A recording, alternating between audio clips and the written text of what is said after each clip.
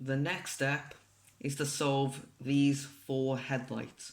So that these 2 are matching, these 2 are matching, these 2 are matching, and these 2 are matching. After you have solved the yellow side, you may get something that looks something like this. You may either have 0 headlights, like here, or 1 pair of headlights, like this. If you have 0 pairs of headlights, you can hold the cube from any side and do this algorithm.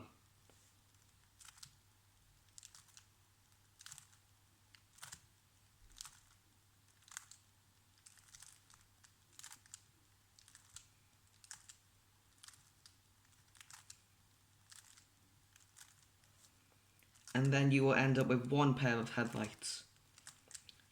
If you have 1 pair of headlights, you hold the headlight on the left side, like that, and you do the same algorithm.